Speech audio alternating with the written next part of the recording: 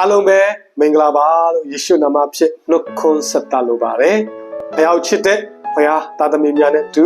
ပြန်လည်ဆုံတွေ့ခွင့်ရတာဘုရားရဲ့ကျေးဇူးတော်ကိုအထူးပဲချီးမွမ်းတာဖြစ်ပါတယ်။အားလုံးပေါ်မှာထာဝရဘုရားထံတော်မှာလာတော့ညီသက်ချင်းဝမ်းမြောက်ခြင်းခံစားကြပါစေ။အာမင်။ဒီနေ့တို့ကစင်ကျင်ခွန်အားယူဖို့ရတဲ့ရွေးချယ်ထားတဲ့ခေါင်းစဉ်ကတော့ဝိညာဉ်တော်ရှိခြင်းတော်နေရာဖြစ်ပါတယ်။ဘာကြောင့်လဲဆိုရင်ဒီတစ်ပတ် Sunday နေ့ဟာ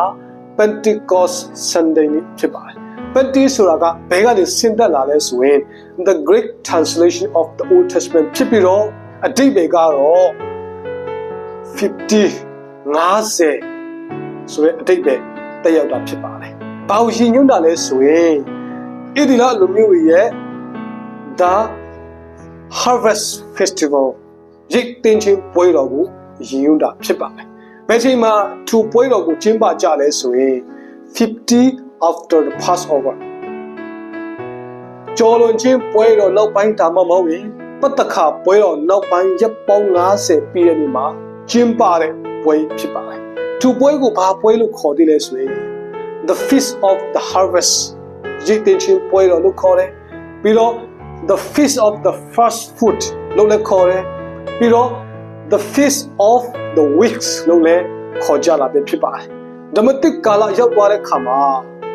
Pentecost ဆိုတဲ့ပွဲတော်ဘယ်ချိန်မှာကျွန်တော်ကျင်းပကြလဲဆိုရင်သခင်ယေရှုအသေးခံပြီးတော့တကြိုပြီးတော့ရှင်ပြန်ထမြောက်တဲ့နောက်ပိုင်းရက်ပေါင်း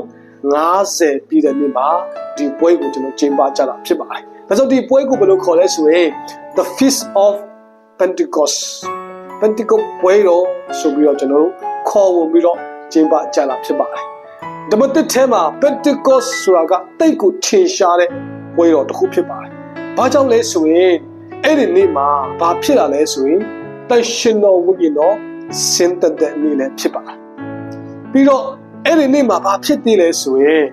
အသင်းတော်စတင်ပြီးတော့မွေးဖွားတဲ့နေ့လည်းဖြစ်ပါတယ်။ဒါကြောင့်ဓမ္မသစ်မှာဒီပွဲတော်ကတိတ်ကိုထင်ရှားပြီးတော့ခုချိန်ထိကျွန်တော်တို့ကျင်းပတဲ့ပွဲတော်လည်းဖြစ်ပါတယ်။ဒါကြောင့်ဒီနေ့မှာ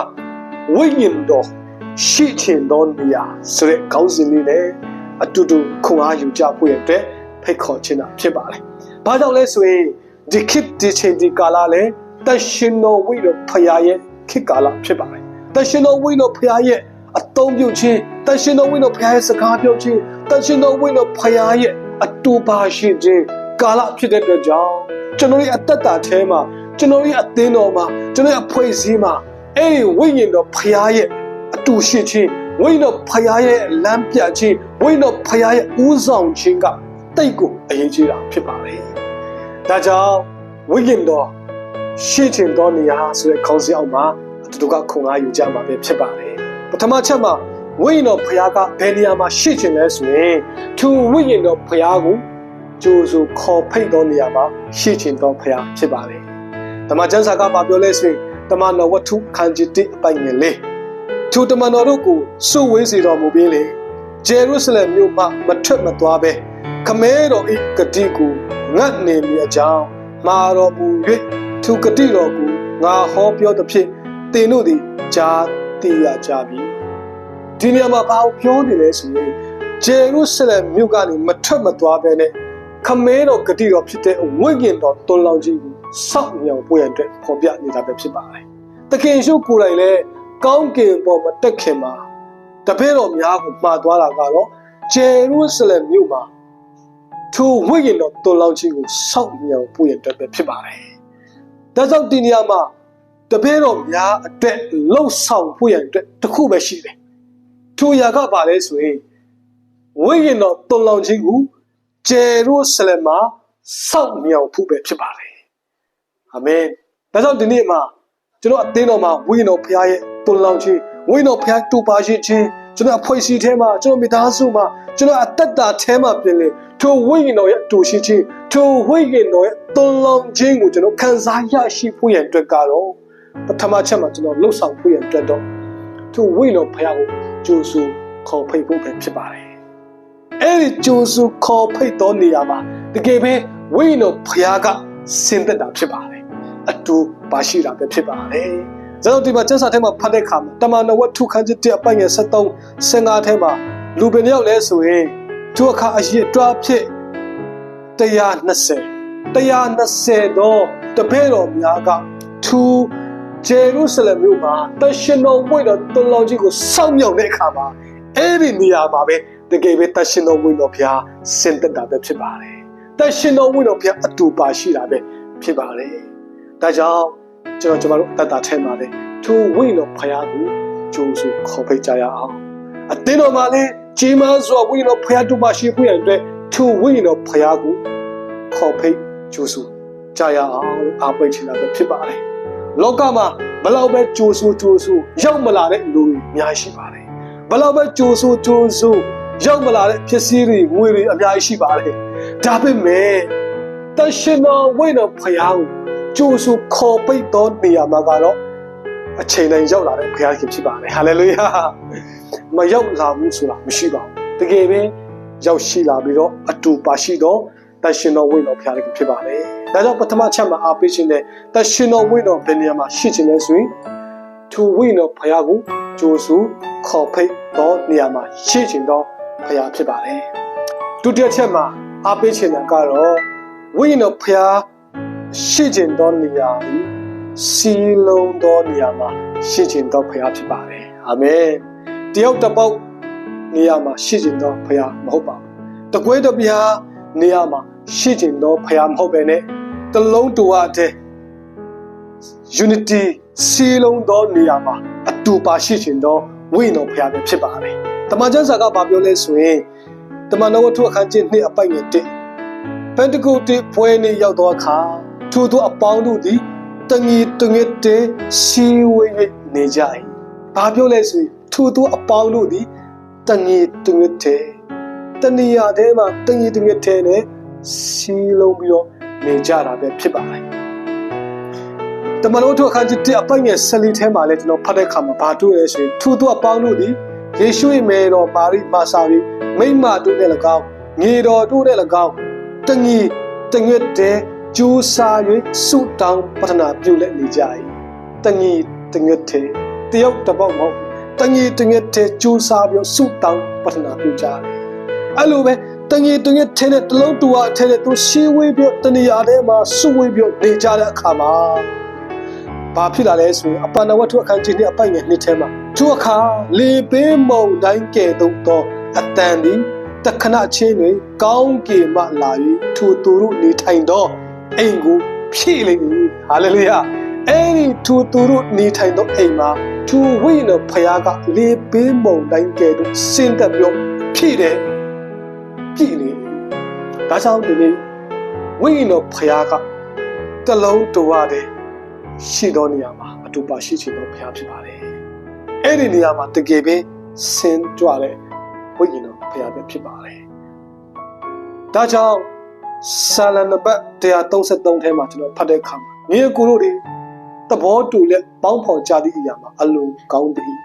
အလုံးတင့်တယ်လျောက်ပတ်ပြီးအဲ့ဒီနေရာမှာကောင်းကြီးရှိတာပဲဖြစ်ပါတယ်ဒါကြောင့်သဘောတူပြီးတော့တလုံးတူအပ်တဲ့ရှိသောနေရာကတိတ်ကိုအရေးကြီးတာပဲဖြစ်ပါတယ်မာသဲအခန်းကြီး18အပိုင်ငယ်20ထဲမှာဖတ်တဲ့အခါမှာလူ2ဦး3ဦးငါနာမနဲ့စုဝေးသောနေရာမှာဖခင်ကဘာပြောလဲဆိုရင်ငါအတူပါရှိတယ်လို့ပြောတာပဲဖြစ်ပါတယ်ဟာလေလုယာ2ဦး3ဦးပဲဖြစ်ဖြစ်တလုံးတူဟာအထဲနဲ့ဖခင်နာမနဲ့စုဝေးပြီးတော့တလုံးတူဟာအထဲကျွန်တော်ရှိတဲ့အခါမှာအဲ့ဒီနေရာမှာပဲသူဝိညာဉ်တော်ဖခင်ကအတူပါရှိချင်တာပဲဖြစ်ပါတယ်တယောက်တစ်ပေါက်နေရာမှာဝိညာဉ်တော်ဖခင်မရှိချင်ပါဘူးတလုံးတူဟာတဲ့ရှိတဲ့နေရာမှာသူဝိညာဉ်တော်ဖခင်ကအတူပါရှိချင်တော့ဖခင်ပဲဖြစ်ပါတယ်ဒါကြောင့်မိတ်ဆွေတို့တဲ့ချက်မှာအားပေးချင်ပါတယ်တလုံးတူဟာတဲ့ရှိတော့အတ္တတလုံးတူဟာတဲ့ရှိတော့အသိတော်တလုံးတူဟာတဲ့နဲ့တွားသောအဖွင့်စီဖြစ်ဖို့ရတဲ့တိတ်ကိုအရေးကြီးတာပဲဖြစ်ပါတယ်ဟာလေလုယာဘာကြောင့်လဲအဲ့ဒီနေရာမှာပဲဝိညာဉ်တော်ဖခင်ကပြောတာဖြစ်တယ်အဲ့ဒီနေရာမှာပဲဝိညာဉ်တော်ဖခင်ကအတူရှိချင်တာပဲဖြစ်ပါတယ်ဒီနေရာမှာလူ10ယောက်ရှိတယ်ဒီနေရာမှာလူ3ယောက်ပဲရှိတယ်လူဒီလူ10ယောက်ကစီလုံးမှုမရှိဒီလူ3ယောက်ကစီလုံးမှုရှိတယ်ဝိညာဉ်တော်ဖခင်ကဘယ်မှာအတူပါရှိမှလဲဆိုရင် စီလုံးမှုရှိသောလူသုံးဦးအလယ်မှာဝိညာဉ်ဘုရားကရှိပါပဲဖြစ်ပါလေလူဘယ်လောက်ပဲများများလူဘယ်လောက်ပဲအာကြီးစီလုံးမှုမရှိဘူးဆိုရင်အဲ့ဒီနေရာမှာဝိညာဉ်ဘုရားအတူမပါရှိနိုင်ပါဘူးလူဘယ်လောက်ပဲနေအဲ့ဒီနေရာမှာစီလုံးမှုနဲ့တလုံးတွားထဲတွားတယ်ဆိုရင်အဲ့ဒီနေရာမှာဝိညာဉ်ဘုရားကအစင်တက်ပြီးအတူပါရှိတာပဲဖြစ်ပါလေဘုရားဘုန်းတော်နဲ့တာကြီးထင်ရှားတာပဲဖြစ်ပါလေဟာလေလုယာ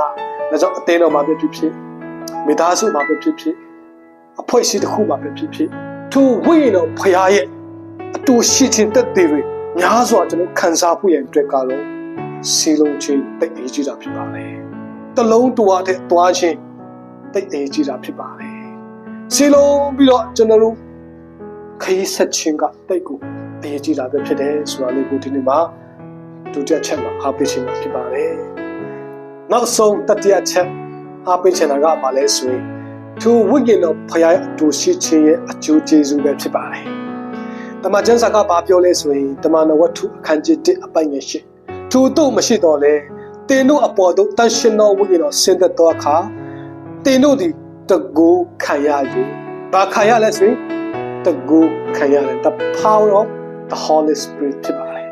တန်ရှင်တော်ဝိညာဉ်တော်တကူကအသိကိုအေးရှိတာဖြစ်ပါတယ်တန်ရှင်တော်ဝိညာဉ်တကူခံရတဲ့အခါမှာကြောက်တတ်တဲ့ပေတရုလည်းလူတွေအလဲမှာမတည့်ရလာတာပဲဖြစ်ပါတယ်ဟာလေလုယာတန်ရှင်တော်ဝိညာဉ်တကူခံရတဲ့အခါမှာပေတရုကတရားဟောလိုက်တဲ့အခါမှာလူ3000ပြောင်းလဲတယ်နောက်ထပ်တရားတဲ့အခါမှာလူ9000ပြောင်းလဲတယ်လူမြောက်များစွာသောလူပြောင်းလဲလာတာပဲဖြစ်ပါတယ်သူတတ်တဲ့တန်ရှင်တော်ဝိညာဉ်တကူခံရတဲ့အခါမှာအသင်းတော်ဆိုတာလည်းပေါ်ပေါက်လာတာပဲဖြစ်ပါတယ်သူတန်ရှင်တော်ဝိညာဉ်တကူခံရတဲ့အခါမှာမြောက်များစွာသောနိမိတ်လက္ခဏာလူထားခြင်းကြီးမားစွာလည်းဖြစ်နေတာပဲဖြစ်ပါလေဒါကြောင့်တန်ရှင်တော်ဝိညာဉ်တော်တကူအေးကြီးတယ်အသင်းတော်မှာလည်းတန်ရှင်တော်ဝိညာဉ်တကူအေးကြီးတယ်အဖွဲ့အစည်းမှာမိသားစုမှာဧဝံဂေလိလုပ်ငန်းပါဝင်တဲ့နေရာမှာတန်ရှင်တော်ဝိညာဉ်တကူအေးကြီးတာပဲဖြစ်ပါလေတန်ရှင်တော်ဝိညာဉ်အတူပါရှိခြင်းအကျိုးကျေးဇူးပဲဖြစ်ပါလေဒုတိယချက်မှာတန်ရှင်တော်ဝိညာဉ်ဘုရားရဲ့တူပါရှိခြင်းအကျိုးကျေးဇူးကပါလဲဆိုရင်ခုနအပိုက်ငယ်ရှစ်ထဲမှာသူတို့မရှိတော့လဲတင်တို့အပေါ်သို့တန်ရှင်တော်ဝိညာဉ်တော်ဆင်းသက်သောအခါတင်တို့သည်တကူကူခံရ၏ဂျေရုဆလင်မြို့မှစသောယူဒပြည်ရှမာရိပြည်မြေကြီးစွန့်နိုင်အောင်ငါ၏တက်တည်ဖြစ်ကြလိမ့်မည်ဟာလေလုယာဘာလဲဆိုတက်တည်ဖြစ်ကြလိမ့်မည်သူဝိညာဉ်တော်ဘုရားတူပါရှိခြင်းရဲ့အကျိုးကျေးဇူးကသူဝိညာဉ်တော်ဘုရားရဲ့တက်တည်ဖြစ်တယ်ဘယ်ကနေလဲဂျေရုဆလင်ကနေပြီးမြေကြီးစွန့်နိုင်အောင်သူဝိညာဉ်တော်ဘုရားရဲ့တက်တည်ဖြစ်ကြတာပဲဖြစ်ပါတယ်ဟာလေလုယာဒါဝိညာဉ်တော်ဘုရားအတူပါရှိရဆိုရင်အဲ့ဒီအကျိုးကျေးဇူးရရှိတာပဲဖြစ်ပါတယ်ဝိညာဉ်တော်တကူနဲ့ဝိညာဉ်တော်ဘုရားတက်တည်ဖြစ်ပါတယ်ဟာလေလုယာဒီကျွန်တော်အသင်းတော်တော်များများကျွန်တော်ဆင်ခြင်စရာအများရှိတယ်ကျွန်တော်တက်တာဆင်ခြင်စရာအများရှိတယ်ဘာဖြစ်လို့တက်တည်လို့မမြင်ရတာလဲအသင်းတော်မှာလည်းပတ်တိုင်းပုံမှန်မပြုတ်ချင်ရှိတာပဲ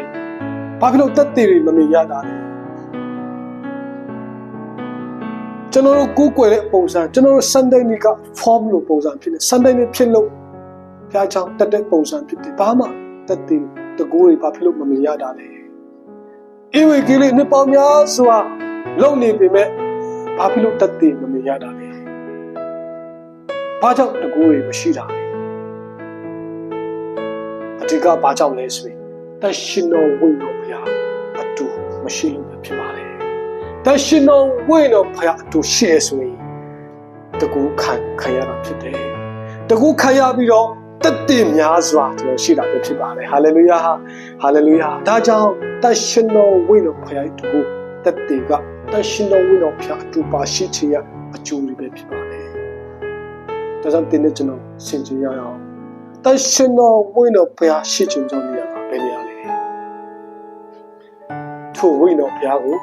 ကြိုးဆိုဖိတ်ခေါ်သောနေရာဖြစ်ပါလေစီလုံးသောနေရာဖြစ်ပါလေတလုံးတူအပ်တည်ရှိသောနေရာဖြစ်ပါလေထိုနေရာမှာတရှင်တော်ဝိညာဉ်ဘုရားအတူရှိနေတာပဲဖြစ်ပါလေအဲ့ဒီနေရာမှာတရှင်တော်ဝိညာဉ်ဘုရားတူရှိလာပြီဆိုရင်တကူတွေခံရတယ်လူများပြောင်းလဲလာတယ်တတိရှိလာတယ် ကျွန်တော်အဝေကလေးလည်းပုံမှန်လုပ်နေကြမဟုတ်တော့ဘူးထိုးချလာတယ်အတင်းတော်ဝတ်ပြုတ်ကိုယ်ွယ်ချင်းလည်းပုံမှန်စက်နိုင်နေဖြစ်လို့ပုံမှန်ကိုယ်ွယ်တဲ့ပုံစံမဟုတ်တော့ဘူးတရှင်တော်ဝိတော်တကူတွေခံရလာတဲ့ခါမှာလူများစွာတက်တည်တွေကြောင်းလဲခြင်းတက်တည်တွေဟိုးကဘာဆိုမြေကြီးစွန့်နိုင်အောင်တက်တည်တွေဖြစ်လာမှာပဲဖြစ်ပါတယ်အခုတော့ကိုယ်အတင်းတော်ထဲမှာတောင်မှတက်တည်မဖြစ်နိုင်ဘူးဖြစ်နေတယ်ဝိတော်ဘုရားလူတာဖြစ်တယ်ဒါကြောင့်ဝိတော်ဘုရားအတူပါရှိတော်အသင်းတော်ဖြစ်ပါစေဟာလေလုယာဝိတော်ဘုရားအတူပါရှိတော်အဖွဲ့အစည်းဖြစ်ပါစေဝိတော်ဘုရားအတူပါရှိတော်မိမိအတ္တမိသားစုဖြစ်ကြပါစေအဲ့ဒီကနေစတကူဖြစ်လာပြီးတော့မြေကြီးစွန့်နိုင်အောင်တက်တည်ဖြစ်လာတော့မှာဖြစ်တယ်ဆိုတဲ့အကြောင်းကိုဒီနေ့မှာတက်တူအားပေးချင်တာပဲဖြစ်ပါတယ်အားလုံးပေါ်မှာထာဝရဘုရားကောင်းချီးပေးပါစေအာမင်